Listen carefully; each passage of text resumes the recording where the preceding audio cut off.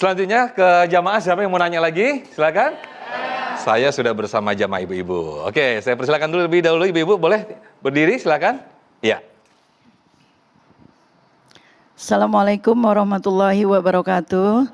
Waalaikumsalam warahmatullahi. Saya Bu Hamidah ingin bertanya kepada Ustadz terkait tadi dijelaskan bahwa sihir itu ternyata serem juga ya Ustadz. Dan juga bagaimana hukumnya. Kalau tadi kan dijelaskan ada orang yang seperti Ustadz contohkan itu tangannya penuh dengan paku dan lain sebagainya. Ya. Nah, bagaimana jika ada orang yang sakit, kemudian dalam penilaian dokter diprediksi tidak ada penyakit dalam tubuhnya, tapi orang itu sakit. Nah, begitu didatangkan, maaf bukan dukun ya, orang pinter gitu bahasanya. Orang pintar. Dokter juga orang pintar kan Bu? Iya. Bukan dengan obat dokter, tapi justru dengan bacaan yang disampaikan oleh orang tersebut, si yang sakit itu bisa jadi sembuh. Lalu hukumnya bagaimana tuh Ustadz? Apakah dia termasuk juga harus bertaubat atau seperti apa? Terima kasih. Assalamualaikum warahmatullahi wabarakatuh. Waalaikumsalam. Ini menarik dan juga sangat fenomenal. Banyak sekali ini dijumpai di masyarakat sekitar ya Ustadz Faizal. Silakan Ustadz.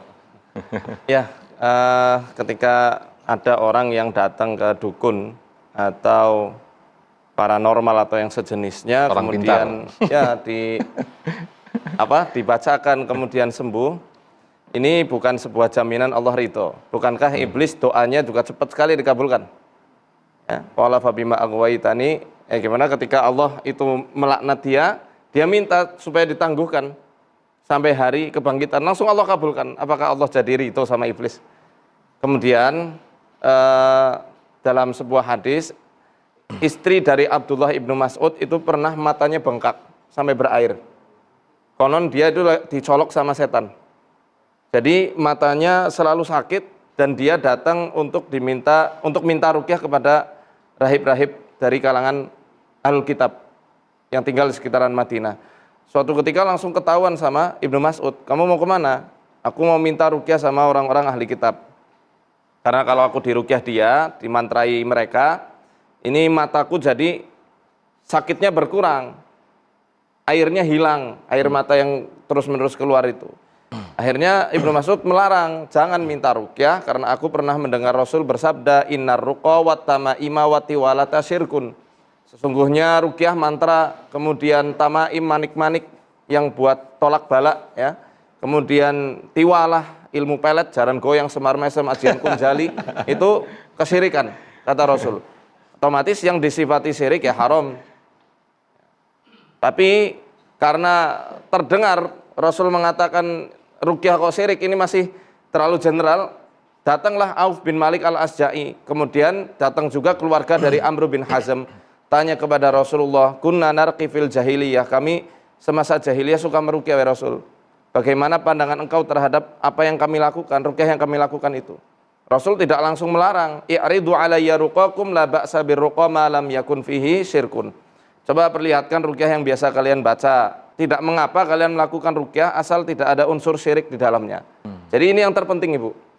Koridornya adalah yang menjembatani antara ruqyah yang haram dengan yang boleh, ada atau tidak unsur syirik di dalamnya. Walaupun nanti ada ijtihad dari para ulama, 3 hal yang harus dipenuhi. Harus menggunakan Quran, asma Allah dan sifat-sifatnya. Harus menggunakan bahasa Arab atau bahasa yang dipahami maknanya oleh orang yang dibacakan. Dan harus meyakini yang menyembuhkan itu Allah, bukan ruqyahnya, apalagi si diri peruqyahnya. Jadi seperti itu. Baik, terima kasih Ustadz Faizal. Mungkin ini juga jadi pengalaman dan juga apa yang pernah dirasakan para jamaah dan juga para pemirsa yang ada di rumah. Mungkin kita pernah pas lagi tidur nih Ustadz, kita mimpi buruk. Kemudian di dalam mimpi kita itu kita udah berdoa, jadi kayak setengah sadar gitu Ustadz. Nah, ketika kita ingin berdoa mengucapkan ayat kursi, atau mungkin ada kejadian yang lain tidak sedang tidur, kita mau berdoa kok kayaknya keluh sangat berat sekali gitu Ibu ya. Mungkin ini pernah juga dialami. Ini apa yang terjadi UAS dan juga Ustadz Faizal? Dijawab nanti ya, kita sahur lagi ya. Nah, kita sahur lagi. Silakan Ustadz, silakan Ustadz. Jadi kajian kita ini sebenarnya lebih pada pengetahuannya. Setelah orang punya pengetahuan yang baik, dia berilmu, tidak mudah tertipu, lalu kemudian ada amalan. Ada orang hanya berilmu saja tapi tidak ada zikir-zikirnya. Nah, jadi keseimbangan antara ilmu dengan zikir, insya Allah Allah akan menurunkan pertolongan. Walladzina jahadu, orang yang bermujahadah, mencari ilmu pengetahuan, datang ngaji, kemudian dia berzikir, dia mendekatkan diri pada Allah, lanahdiyannahum subulana, kami akan memberikan hidayah, kami akan memberikan jalan, kami akan memberikan pertolongan. Hasbunallah wa ni'mal wakil, cukuplah penolong kita Allah Subhanahu wa taala sebaik-baik pemberi pertolongan.